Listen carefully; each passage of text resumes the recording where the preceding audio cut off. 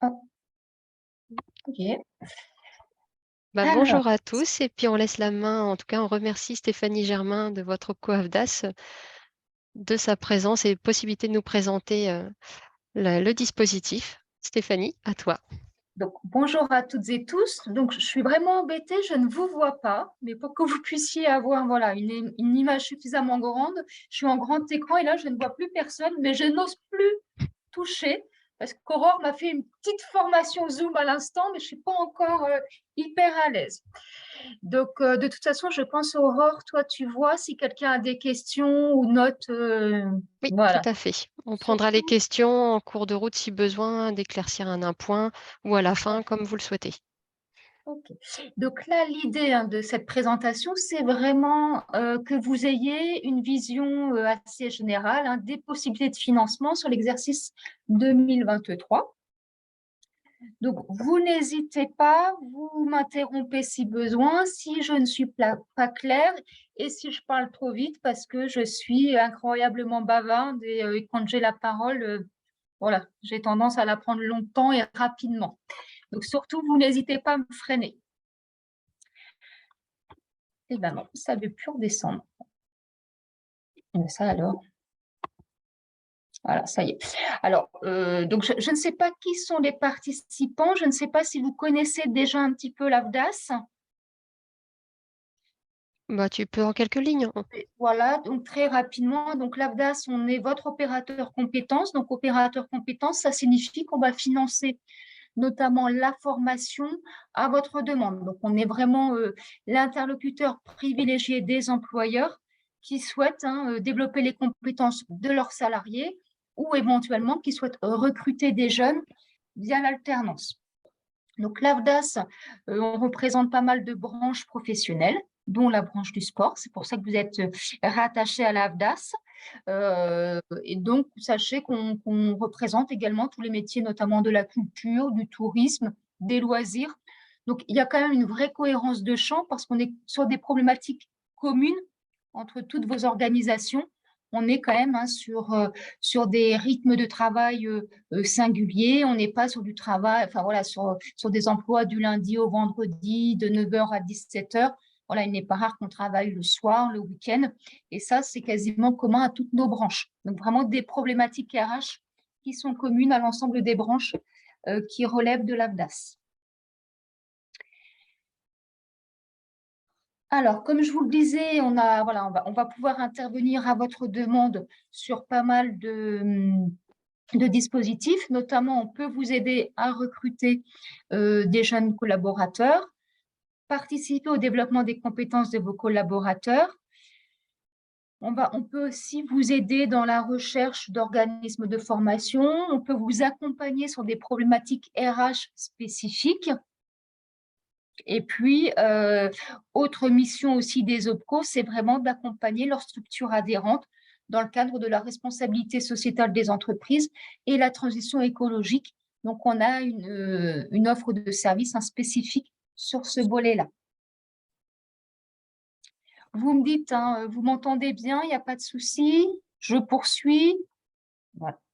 Tout va très bien. OK. Donc, comme je vous le disais, on peut vous accompagner dans le cadre de recrutement. Donc, si vous souhaitez recruter une personne en alternance. Donc, dans le cadre de l'alternance, on a plusieurs contrats qui vont pouvoir vous être proposés. Donc, hop, je regarde. On a en gros les contrats de professionnalisation. Voilà, on a le contrat de professionnalisation et le contrat d'apprentissage. Très clairement, dans les structures du sport, on est quasi sollicité systématiquement sur l'apprentissage. Donc, qu'est-ce que ça veut dire que de mettre en place un contrat d'apprentissage? Vous allez intégrer un jeune dans votre structure et le jeune va suivre une formation. Donc, allez, en Normandie, j'ai envie de dire 70% des contrats qui sont conclus permettent à des jeunes de poursuivre leurs études et d'avoir un BPGEPS. Donc, c'est quasiment 70% des structures dans le champ du sport recrutent pour former des jeunes vers le BPGEPS. Alors après, effectivement, BPGEPS, la spécialité, ça dépend bien évidemment de l'activité du club ou de l'employeur. Mais sachez qu'en plus du contrat d'apprentissage, on peut financer aussi des contrats de professionnalisation. Les contrats de professionnalisation sont ouverts à des publics qui peuvent être un petit peu plus âgés que les contrats d'apprentissage, et on va être sur des formations qui peuvent être identiques, mais un petit peu plus larges, puisque dans le cadre des contrats de professionnalisation, on peut également financer des CQP. Donc, on a quelques CQP dans la branche du sport, donc certificat de qualification professionnelle, alors que dans le cadre des contrats d'apprentissage, on est essentiellement vraiment sur du titre ou du diplôme. Contrat de pro un peu plus large, diplôme, contrat de qualification professionnelle, et puis même des contrats qualifiants. Donc là, c'est au regard d'une convention collective que vous appliquez, vous allez chercher à faire évoluer la personne au niveau de la, voilà, vous allez la recruter par exemple sur un niveau débutant et vous allez essayer de l'amener vers un niveau expérimenté, et vous allez mettre en place tout un parcours de formation pour l'y accompagner. Et là, ça peut se traduire dans le cadre d'un contrat de professionnalisation avec une prise en charge spécifique. Hop, je regarde.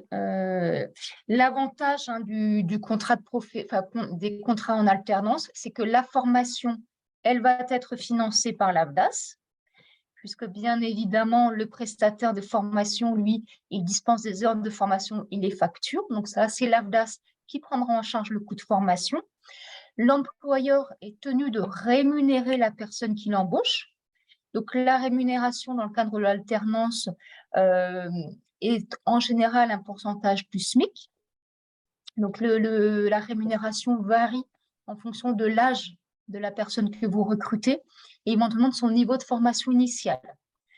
Donc voilà, c'est à vous de rémunérer le salarié.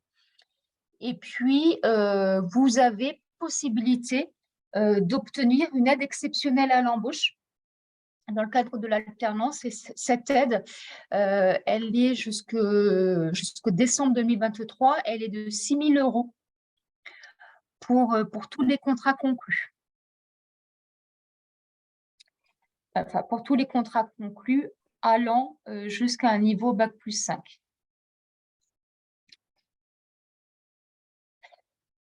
Donc voilà, donc je ne sais pas si certains ont déjà recruté via l'alternance. On voit des visages, en tout cas, qui disent oui. Oui, bon, ben, j'espère que ça a été concluant. Les démarches administratives sont peut-être les plus lourdes qui sont à faire dans le cadre de financement de formation. C'est ce qui est, pour vous, voilà, c'est peut-être le dispositif qui va vous demander le plus de temps, puisqu'effectivement, c'est un contrat de travail. Lorsque vous recrutez en alternance, vous recrutez un salarié, et donc, on est bien sur la conclusion d'un contrat de travail. Donc, il y a un CERFA qui est à compléter.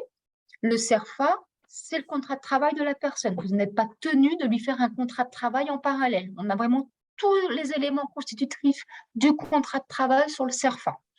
Donc, vous avez le CERFA qui est à compléter, qui est à signer. Donc, comme on est sur un contrat de travail, signature employeur-salarié obligatoire. Il faut également nous adresser un calendrier de formation, un programme et la convention de formation.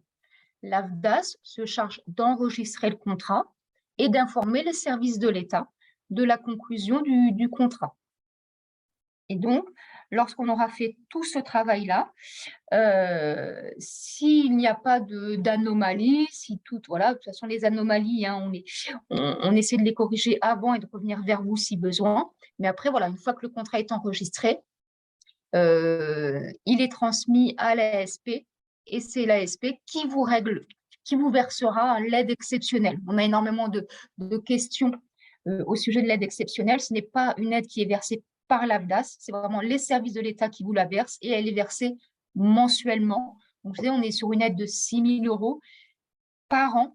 Donc, dites-vous qu'après, ça va être proratisé par mois. Donc, ça sera une aide versée mensuellement. Et l'AFDAS réglera directement, par contre, la prestation de formation au centre de formation. Le plus simple, c'est que vous ne régliez pas. Il y a subrogation de paiement. Donc, vous, aujourd'hui, la démarche, c'est vraiment la rédaction du CERFA et les éléments qui sont à joindre.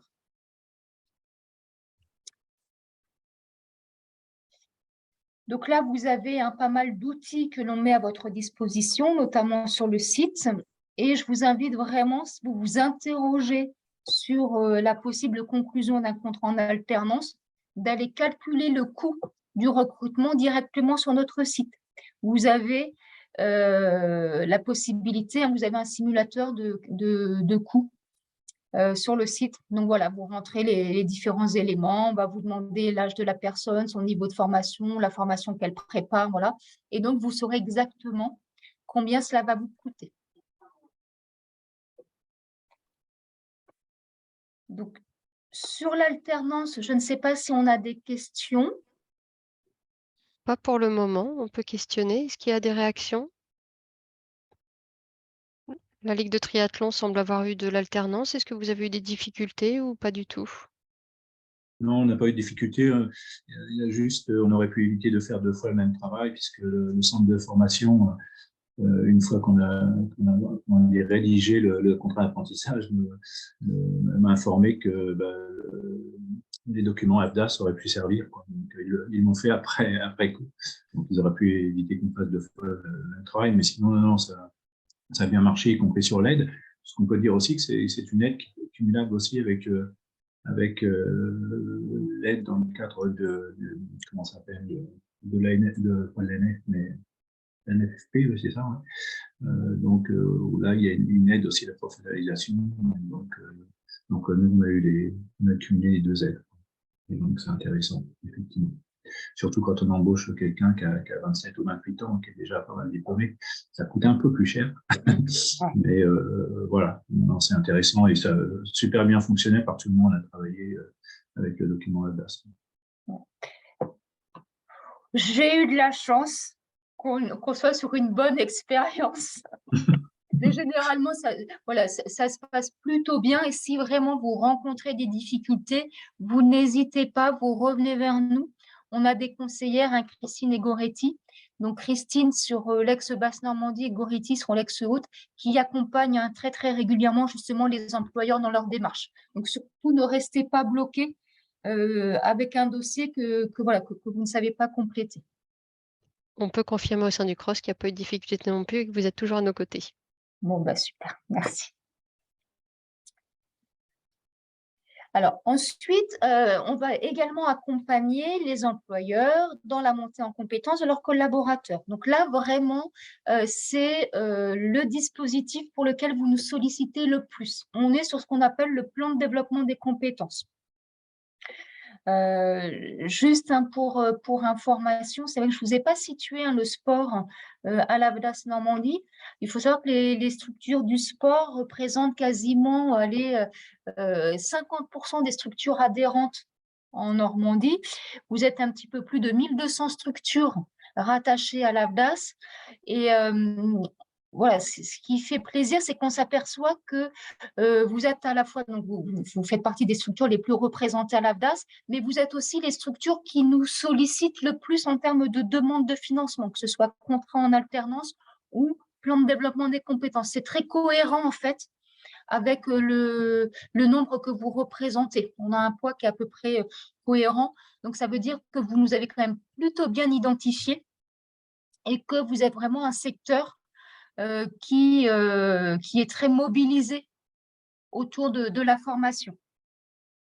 Puisque on a à peu près, je pense, 50%, plus de 50% des structures du sport adhérentes à l'AFDAS qui nous ont sollicité l'année dernière dans le cadre du plan de développement des compétences.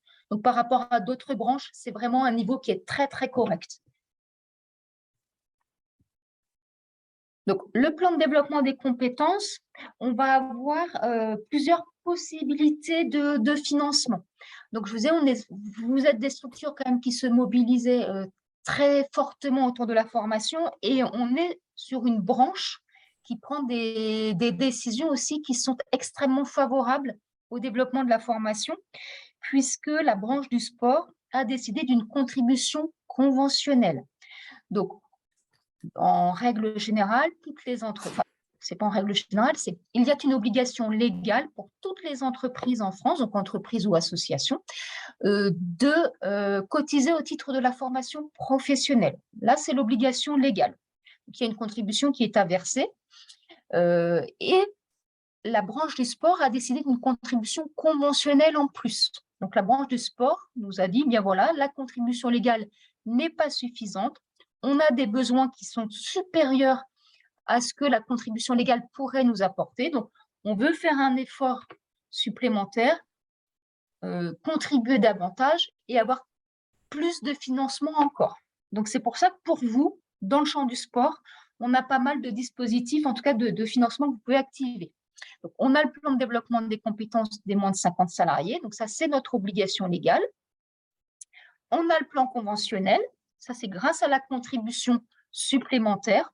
Et puis, on a la reconversion, la promotion par l'alternance. Là, on est sur des dispositions également réglementaires légales. Donc, le plan de développement des compétences, c'est le basique. Voilà. Toutes les structures ayant un effectif inférieur à 50 salariés a un budget. Donc, pour les moins de 11 salariés, vous avez une enveloppe de 1 400 €. Et pour les plus de 11 salariés, vous avez une enveloppe de 2 100 €. Les montants que je vous donne là, c'est à aujourd'hui. On est sur des fonds qui sont totalement mutualisés. Ça veut dire que vous, quand vous cotisez, votre contribution, elle est versée, je vais être très, très schématique, hein, mais elle est versée dans un pot commun. Et en fonction des sollicitations, on va aller chercher dans cette enveloppe et on va financer vos demandes. Beaucoup d'entre vous ne versent pas du tout cette somme. Vous êtes sur des versements qui sont bien inférieurs à 1 400 €. Comment est-ce que c'est possible? Juste une petite question. Ces sommes-là, ce sont des sommes, des forfaits annuels ou c'est une fois pour toutes? C'est annuel. En gros, annuel. Tous les ans, vous disposez d'une somme qui est définie par vos représentants, en fait. Donc, voilà, il y a une enveloppe annuelle et c'est ce que je disais, elle est mutualisée. Donc, ce ne sont pas des fonds propres. Ça veut dire que vous avez un droit de tirage dans le cadre du plan de développement des compétences légales qui peut aller jusqu'à 1 400 € si vous êtes moins de 11 ou 2 100 si vous êtes plus de 11. Pourquoi j'insiste sur le fait qu'on est sur des fonds qui sont mutualisés et que c'est à aujourd'hui? Ça veut dire que, imaginons qu'on est sursollicité, il est possible qu'en toute fin d'année, nous n'ayons plus de budget dans l'enveloppe. Donc, pensez à bien anticiper vos demandes. Même si vous avez des formations qui se déroulent sur la fin d'année, vous savez qu'elles auront lieu. N'hésitez pas à faire vos demandes suffisamment tôt. Bon, la fin d'année, on est très loin. Hein. Mais ce que je veux dire, voilà, n'hésitez pas à anticiper. On n'est pas sur des fonds propres. On est vraiment sur des fonds qui sont mutualisés. On est sur une enveloppe qui est, avec des fonds qui sont ensuite redistribués pour toutes les structures de la branche du sport. Mais voilà, ça vous donne une idée un petit peu des fonds que vous pouvez utiliser dans le cadre du plan légal. Alors, autre question, désolé. Hein, non, je vous en prie. On ne vous sollicite pas pendant 3 ans, 4 ans. Par contre, on a 2 salariés avec une formation qui monte à 1 600 € sur la 4e année. Ça sera comment dire, stabilisé à 1 400 € quand même. Voilà, on ne cumule pas. On ne cumule pas. Sur l'autre, on ne cumule pas. Les fonds qui ne sont pas utilisés ne sont pas reportables. C'est ce que je vous disais. En général, vous cotisez bien en deçà de cette somme. Comment c'est possible? C'est parce que justement, une année, une structure ne va pas nous solliciter, une autre nous sollicitera davantage que ce qu'elle a versé, voilà. Et ça nous permet souvent d'être à peu près à l'équilibre. Par contre, on verra, si vous avez des projets qui vont au-delà de ces enveloppes, justement, on a les contributions conventionnelles qui nous permettent d'abonder ce budget-là. Là, on est vraiment sur les fonds légaux. Donc, avec une possible participation aux frais annexes, si vous nous sollicitez pour une formation dont le coût est inférieur à votre enveloppe, qu'il y a des frais liés au suivi de la formation, vous pouvez nous solliciter pour qu'on vous rembourse ces frais. Les frais sont toujours à la charge de l'employeur et sont remboursés à l'employeur. On ne remboursera jamais un salarié. Stéphanie, on a une question. On parle bien d'équivalent temps plein sur les postes salariés. Oui, on est sur un équivalent temps plein, oui. Je pense que la question, c'est pour quelqu'un qui a peut-être, n'hésitez pas à prendre la parole, quelqu'un qui a un mi-temps. Si c'est un mi-temps, voilà, bah, s'il n'y a qu'une personne à mi-temps, on est sur un effectif de moins de 11 salariés, donc c'est 1 400 €. Oui, c'est bien ça. Effectivement, bah, ça me permet de compléter un peu sur le plan de développement des compétences, enfin sur voilà, le plan de formation. Tous les salariés, qu'ils soient CDI ou CDD, sont éligibles. Temps plein, temps partiel, c'est pareil, ils sont éligibles. Il n'y a pas de condition d'ancienneté. Un salarié qui vient d'arriver, qui est en CDD à temps partiel, vous souhaitez le former, vous pouvez mobiliser cette enveloppe.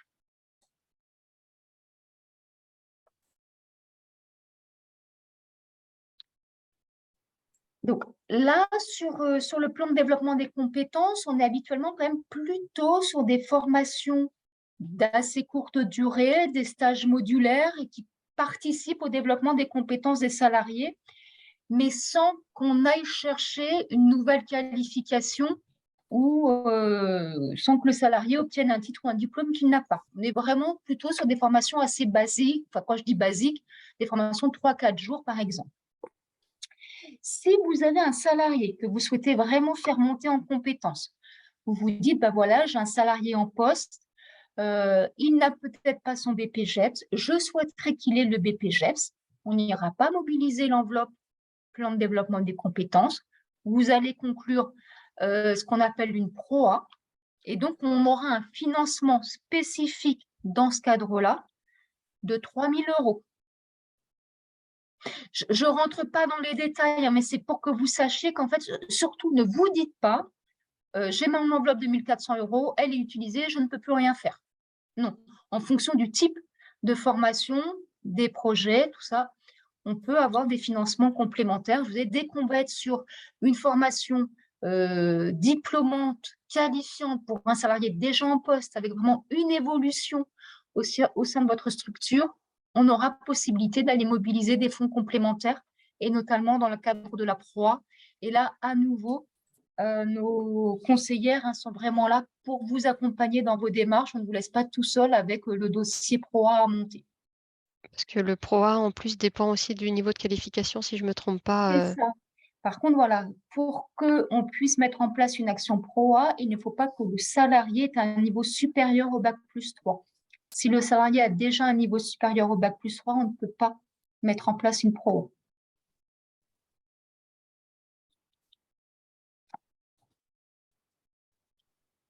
Donc, en plus du plan légal, vous avez possibilité de nous solliciter dans le cadre du plan conventionnel. Donc, le plan conventionnel, donc là, vous voyez, on a plusieurs actions qui vont pouvoir être financées grâce à ces fonds complémentaires. On a des actions individuelles, des actions collectives, le catalogue sport et les appuis conseils carrière. Sur les fonds conventionnels, on peut éventuellement financer de la formation pour les dirigeants bénévoles si la formation est en lien avec leur mandat. Donc, dirigeant bénévole, on va avoir président, secrétaire, trésorier. Donc, les actions collectives. Vous me dites, est-ce que je continue? C'est bon, pas de questions. Les actions collectives. Alors, les actions collectives, ce sont généralement des actions qui sont portées par des têtes de réseau. Le CROSS, par exemple, organise régulièrement des actions collectives. Donc, la tête de réseau va identifier des besoins en matière de formation auprès de son réseau et va construire une offre appropriée en réponse à cette demande. Donc là, on est sur des formations qui doivent concerner au moins 2 structures différentes avec des stagiaires dont l'effectif, enfin, voilà, un effectif de 6 à 25 stagiaires par session de formation, et on est plutôt sur des formations relativement courtes, en tout cas qui ne peuvent pas être supérieures à 15 jours. Je veux dire, vous, peu importe, sauf si vous êtes une tête de réseau et que vous souhaitez mettre en place une action collective. Vous pouvez. Une ligue peut tout à fait proposer une formation à son réseau. La ligue va alors se rapprocher d'un organisme de formation déclaré Calliope et va monter la formation. L'intérêt des actions collectives, c'est qu'elles sont financées hors plafond individuel. Tout à l'heure, je vous parlais des 1 400 €. Eh bien là, si vous vous inscrivez sur une formation qui est proposée dans le cadre des actions collectives, soit proposée par le CROSS ou par une ligue ou peu importe, ce sera un financement qui sera assuré sur des fonds spécifiques.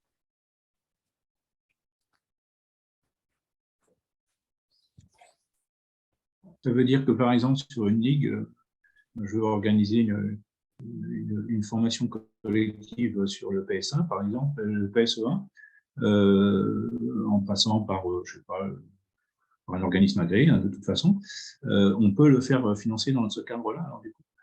Aujourd'hui, vous pouvez, il n'y a pas de, il n'y a pas de il y a pas de formation exclue de mémoire, si ce n'est effectivement les formations RNC, Certifiante. voilà, inscrites au répertoire national des certifications professionnelles. Après, ce qu'on vous invite à faire, c'est vraiment plutôt à essayer de développer les formations spécifiques métiers sur ces financements-là. PSC1, pourquoi pas, mais voyons, on n'est pas sur des formations très coûteuses. PSC1, c'est facilement finançable sur le plan de développement des compétences. Et c'est un besoin qui va être très transversal à toutes les entreprises et on n'est pas forcément sur un besoin spécifique de la branche du sport. Mais pourquoi pas, c'est possible. Sachez que, par contre, une tête de réseau ne peut pas présenter plus de 15 projets actions collectives par an. Donc, c'est pour ça, si vous êtes une tête de réseau, veillez bien à regarder quelles sont pour vous les formations qui sont prioritaires, parce que vous ne pourrez pas demander 20 ou 30 actions collectives par an. Donc, c'est pour ça que souvent les têtes de réseau nous sollicitent sur des choses très spécifiques, très pointues, et pour le reste, elles laissent les entreprises faire leurs demandes classiquement sur le plan de développement des compétences. Mais c'est vrai que ça a un avantage, les demandes d'action collective, aussi par rapport aux structures que vous allez convier aux formations. Ce sont des démarches administratives assouplies pour elles. En fait, c'est la tête de réseau qui va se rapprocher de l'AFDAS, qui va faire la demande de prise en charge auprès de l'AFDAS. Les structures qui participent, en fait, ont juste leur inscription à valider auprès de la tête de réseau. Il n'y a aucune démarche administrative en plus à faire auprès de l'AFDAS. Il y a même pas c'est même pas en plus, il n'y a pas de démarche spécifique à faire de la part des structures qui participent. Et excusez-moi, j'ai une petite question. Y a-t-il un nombre minimum de salariés à avoir? Alors, dans la structure, par rapport, effectivement, par rapport aux participants dans les formations, par rapport à ces nombre de formations collectives, est-ce qu'il y a un minimum du coup de salariés à avoir? C'est ce que je disais. Il faut que dans l'action collective, on ait au moins 6 stagiaires. D'accord. Et donc forcément 6 salariés? Voilà, 6. Alors, on peut avoir un public mixte, salariés et bénévoles. Par contre, c'est ce que je vous disais, même dans le cadre des actions collectives, la formation doit être en lien avec le mandat des bénévoles. Si, par exemple, vous organisez une formation sur savoir communiquer sur les réseaux sociaux, c'est dire qu'effectivement, ça permet, il est important pour un président de club, par exemple, de savoir promouvoir son club à l'extérieur. Donc, ça pourrait être pris en charge. Par contre, si vous proposez une formation sur de l'arbitrage, on va vous dire, là, par contre, le bénévole élu, il n'a pas sa place. Parce qu'on ne va pas lui demander d'aller, dans le cadre de son mandat, on ne va pas lui demander d'aller arbitrer. Mais voilà, on peut être en tout cas sur des actions collectives mixtes, salariés, bénévoles. Il nous faut à minima 6 stagiaires. Et par contre, là, on a un coût de 260 € par heure pour l'ensemble, bien évidemment, des participants pour la session de formation. On a eu une petite information là très récemment, c'était hier. La prise en charge, elle sera de toute façon limitée à 40 € de l'heure par stagiaire. Donc, en gros, on est plutôt sur du cas 240 € par heure si on n'a que 6 stagiaires. Et si on a plus de 6 stagiaires, on va plafonner à 260 € de l'heure. ce qui est déjà voilà, des niveaux de prise en charge extrêmement élevés. Et pour atteindre ces niveaux de prise en charge, c'est qu'on est vraiment sur des formations très spécifiques et généralement qui peuvent nécessiter du matériel important. Par exemple, on en parlait avec la voile, effectivement, dès qu'on est sur une formation un petit peu métier où voilà, on va avoir besoin d'équipement, ce coût-là peut se justifier. Si on est sur une formation papier-crayon, généralement, on va quand même être sur des coûts de formation bien inférieurs.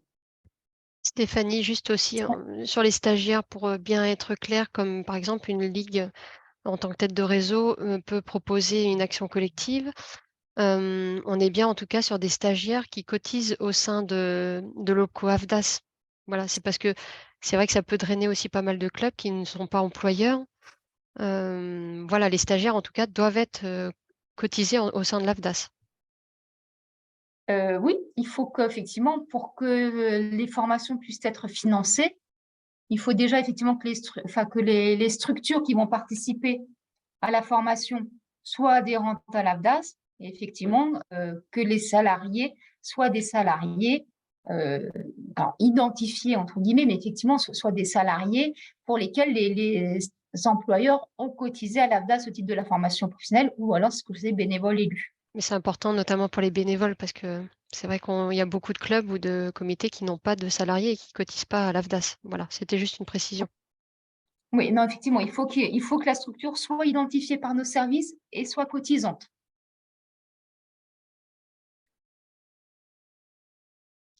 Donc là, c'est un petit peu le process pour les actions collectives. Si une tête de réseau souhaite mettre en place une action collective, elle doit faire sa demande auprès des services de l'AFDAS.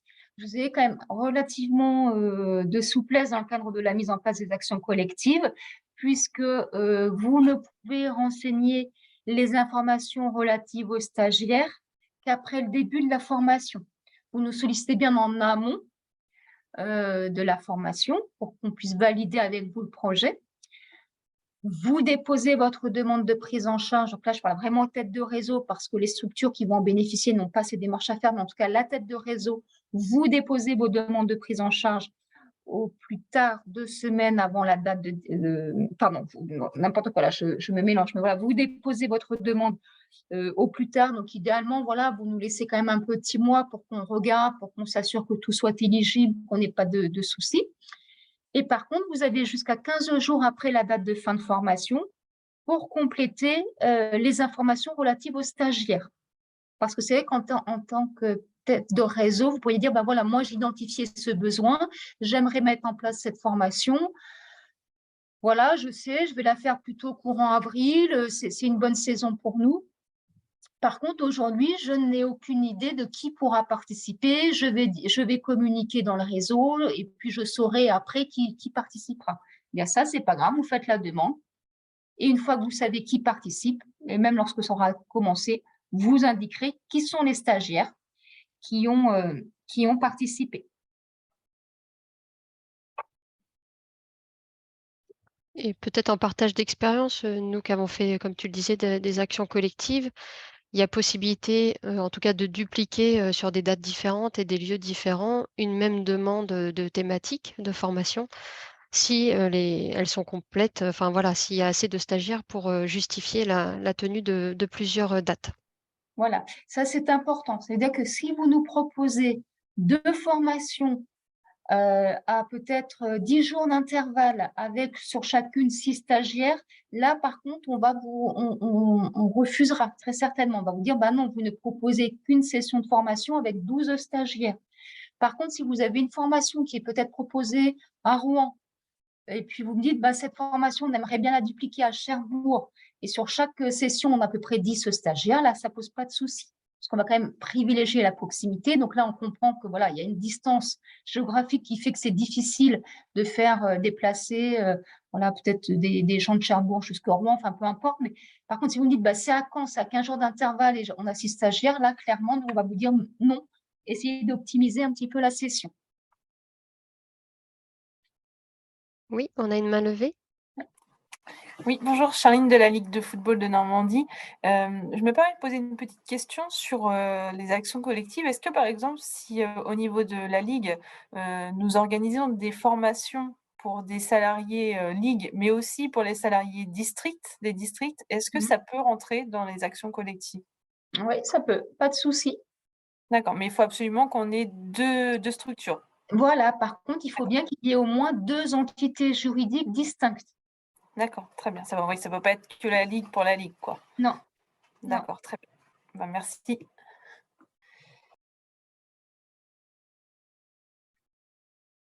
Sur les actions collectives, je ne sais pas s'il y a d'autres questions. Non? En tout cas, c'est vrai que c'est un dispositif qui est confortable pour les stagiaires. Ça, tu l'as dit tout à l'heure, mais Par contre, voilà, toujours, j'insiste, mais cette nécessité quand même d'anticiper. Si vous savez que vous avez envie de mettre en place une action de formation, une action collective en place, surtout c'est pareil, essayez d'anticiper. Dites-vous qu'on est systématiquement sur des fonds qui sont mutualisés, quel que soit le dispositif. Et d'anticiper, ça nous permet, nous, de sanctuariser ce budget-là et qu'il n'y ait pas de mauvaises surprises.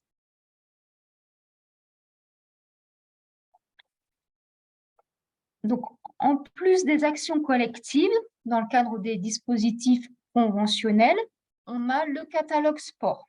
Donc, le catalogue sport, c'est des offres de formation clés en main. Vous avez 22 formations qui représentent 11 thématiques qui vous sont proposées. Donc, on est sur une offre de formation essentiellement en distanciel.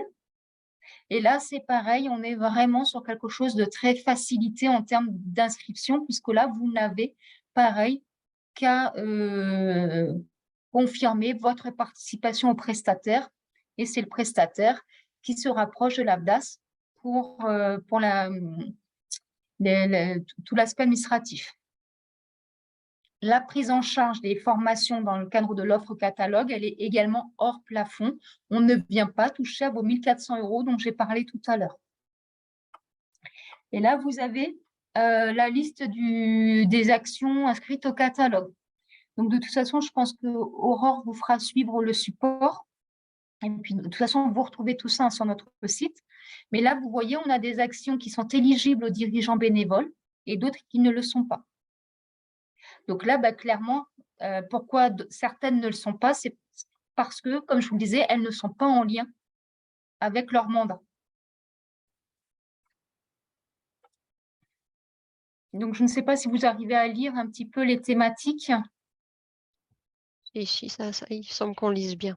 Voilà, si je prends des exemples vraiment au hasard, on est promouvoir son événement sportif, faire évoluer son offre sportive, manager son équipe. Donc, 2 joueurs professionnels, ça ne sera pas éligible aux dirigeants bénévoles. Par contre, manager son équipe de bénévoles ou de salariés, là, c'est éligible aux dirigeants bénévoles. Là, on retrouve aussi tout ce qui est promouvoir la laïcité et lutter contre les discriminations, prévenir et lutter contre les incivilités, les situations d'agressivité. Tout ça, voilà, ce sont des actions de formation éligibles au catalogue sport. Donc, vous avez vraiment des démarches administratives simplifiées et une prise en charge assurée à 100%. Et donc, si quelqu'un fait une demande, par exemple, est intéressé par réussir sa communication dans les réseaux sociaux, il s'inscrit et les dates, il y a plusieurs dates de proposer selon les organismes de formation? C'est ça. C'est ça. Sur le site, vraiment, vous pouvez aller dessus. Sur le site de l'ABDAS, vous allez pouvoir retrouver toute l'offre. Effectivement, alors, comme c'est en distanciel, c'est extrêmement souple et ouvert.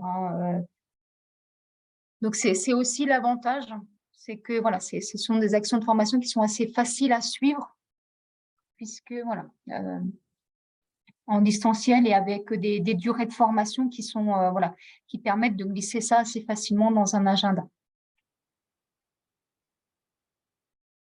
On a de tout en demi-journée ou journée complète ou sur plusieurs jours. Il y a un peu tous les formats.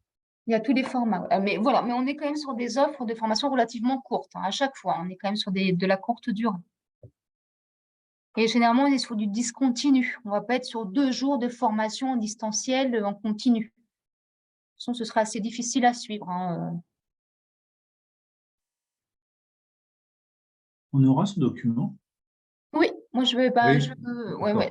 Aurore, là, donc, Super. je pense On que pourra le transférer aux ligues et comités, nous, après, Ouais, charge ouais. aux têtes de réseau de diffuser.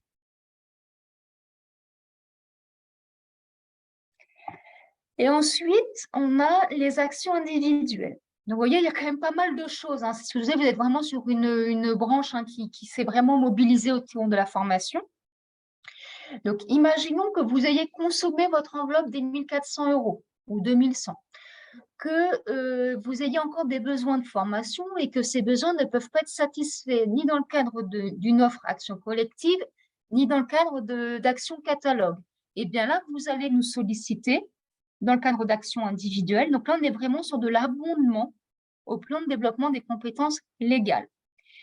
Et là, vous allez pouvoir nous solliciter à hauteur de... Donc, je pense que on est surtout des... Alors, je ne sais pas qui participe, mais je pense que c'est beaucoup de petites structures.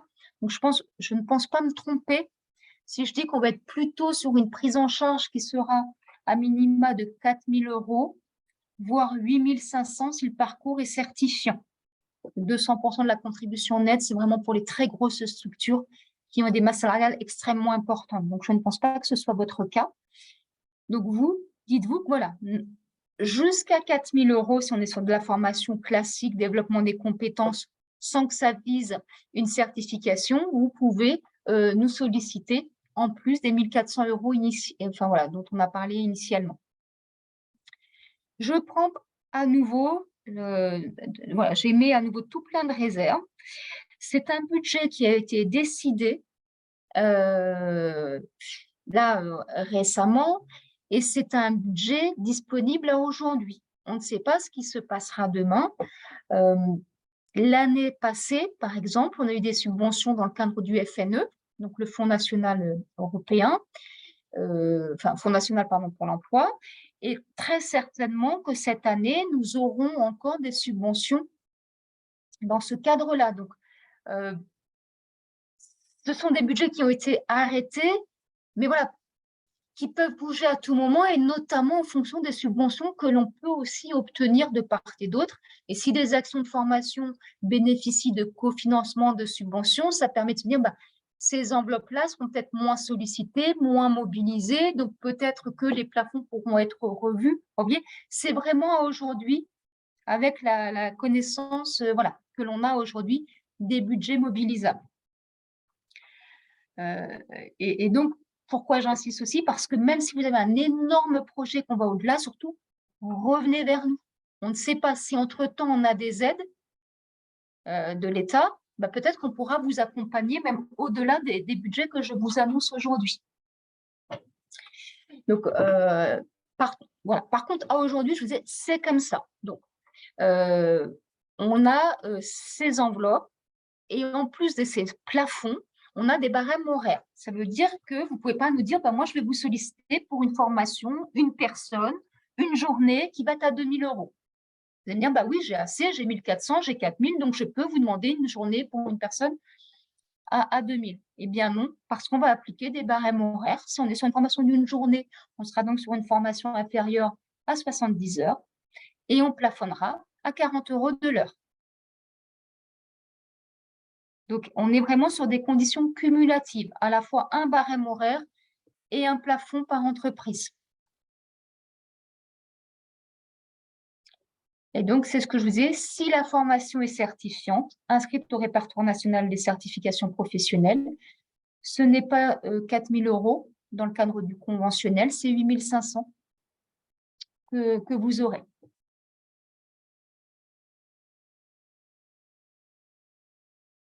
Et bien évidemment, toujours dans la limite des fonds disponibles. Y a-t-il des prises de parole souhaitées pour plus de précision? Avez-vous déjà mobilisé? Ça vous parle? Non, il semble que tout soit Alors, OK. je ne sais pas si je dois être rassurée parce que je suis claire ou si j'ai endormi tout le monde. Je ne sais pas. Non, c'est très clair. Donc, on continue. Si vous êtes toujours avec moi, je suis vraiment embêtée parce que je ne vous vois pas et je veux dire que ça me frustre un peu, hein. Mais donc, je continue. Donc, c'est pareil, hein, sur le plan conventionnel, nous pouvons financer, hein, les actions pour les dirigeants bénévoles.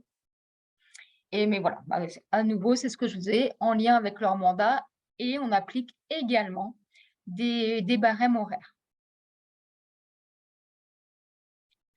Ensuite, on peut financer des appuis conseils carrière.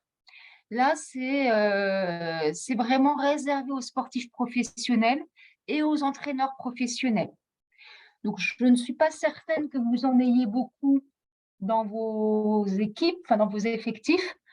Par contre, je pense que vous en avez pas mal dans votre réseau. Ça vous arrive très certainement de discuter avec certains. Donc, n'hésitez pas à leur dire, hein, de se rapprocher de l'AFDAS s'ils souhaitent faire à un moment donné un point justement sur leur carrière. On est un petit peu, pour ceux qui connaissent le bilan de compétences, on est un petit peu sur la même méthodologie que le bilan de compétences. On va vraiment travailler sur sa connaissance, enfin mieux se connaître, travailler son projet, son plan d'action, et puis passer à l'action.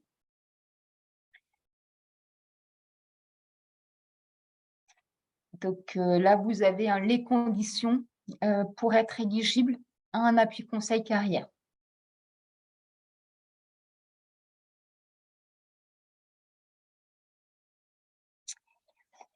Là, on a fait le tour un petit peu des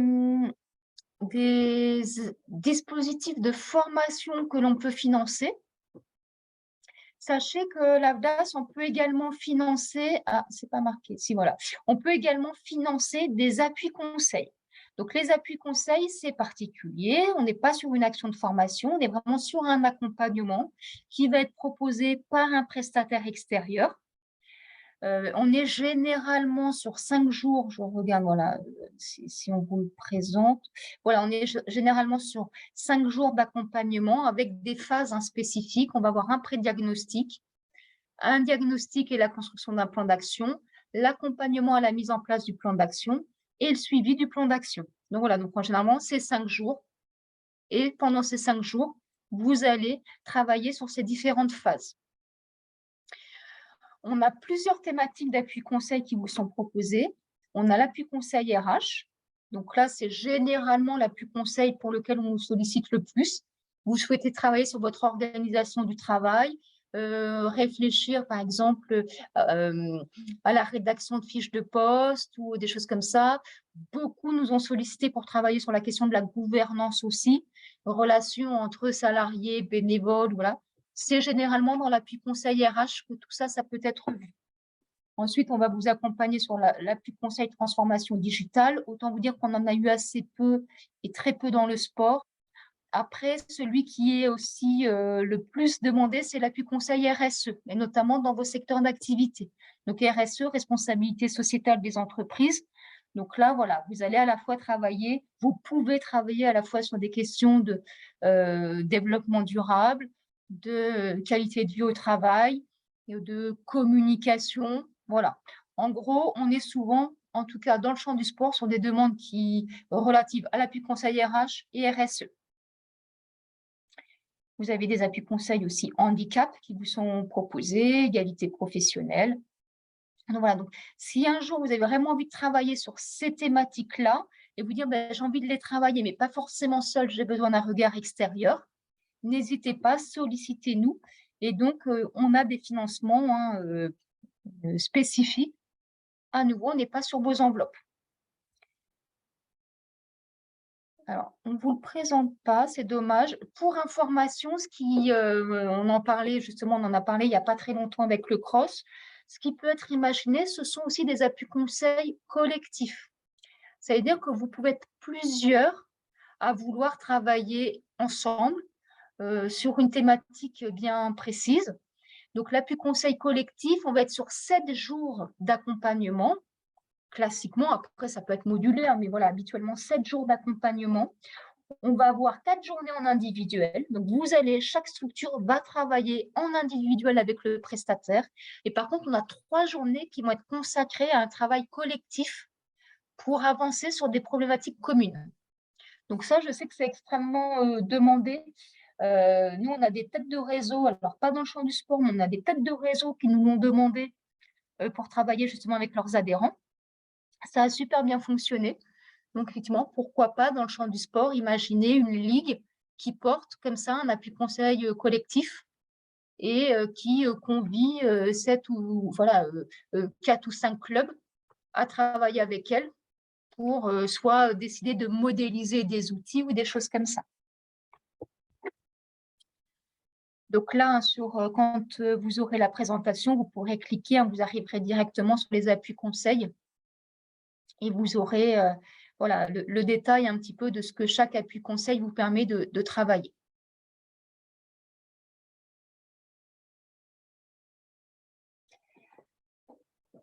C'est bon pour vous pour les appuis conseils? Pas de questions dans la discussion. Ok, donc je continue. On arrive à la fin, je vous rassure. Ensuite, sachez qu'on a vraiment une offre de service qu'on appelle engagée. C'est une offre un petit peu à tiroir, où on va avoir un premier tiroir, ça va être vraiment la sensibilisation. On va avoir une bibliothèque de ressources que l'on met à votre disposition. Ensuite, on a effectivement la formation et on a l'accompagnement avec nos appuis conseils. Bon, ça revient un petit peu à ce que je vous ai dit. Par contre, n'hésitez pas, effectivement, dans la formation, on a vu pour vous que vous aviez une offre de catalogue sport, mais sachez qu'on a aussi des offres de formation clés en main, donc qui sont transversales à tous nos secteurs d'activité, et notamment dans notre offre de formation clés en main, on va retrouver énormément de formations en lien avec les VHSS, mais je sais que le CROSS propose, bon, mais également sur la transition écologique, sur l'égalité professionnelle, sur le handicap. Tout ça, vous allez pouvoir retrouver toutes ces thématiques-là dans notre offre de formation clé en main.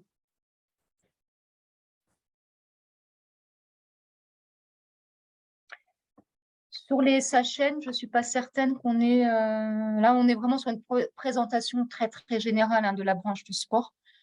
Pour votre information, si vous êtes en lien avec un sportif de haut niveau, n'hésitez pas à lui dire que si besoin, il peut se rapprocher de l'AFDAS. C'est pareil, on va l'accompagner pour notamment son projet de reconversion.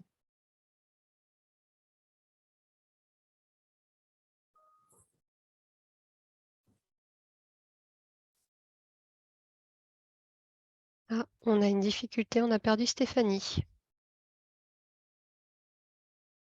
Je pense que vous voyez qu'on est, on est bloqué. Bon, heureusement, on est sur la fin de l'intervention. Elle est figée. Elle est figée, mince. Il n'y avait plus de points. En tout cas, après, c'était le dernier point. J'espère qu'elle va pouvoir se reconnecter.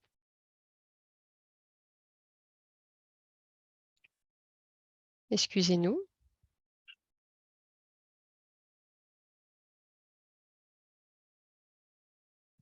Les aléas du direct. Non, c'est bon.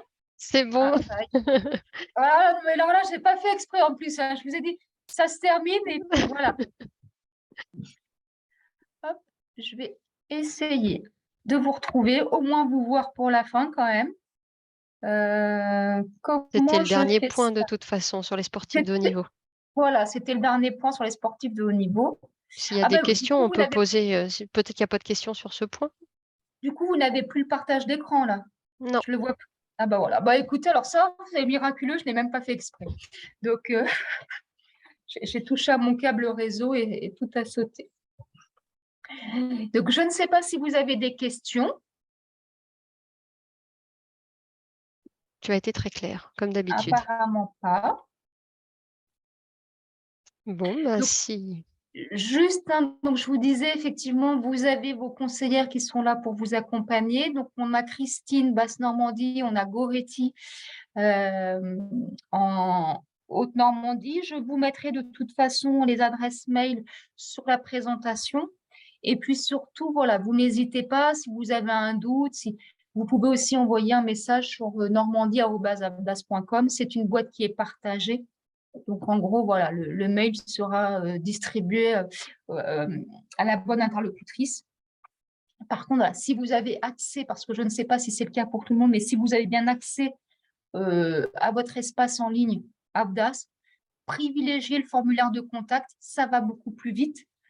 Mais sinon, voilà. En tout cas, sachez que cette boîte Normandie, elle est simple, normandie@avdas.com. On vous répond.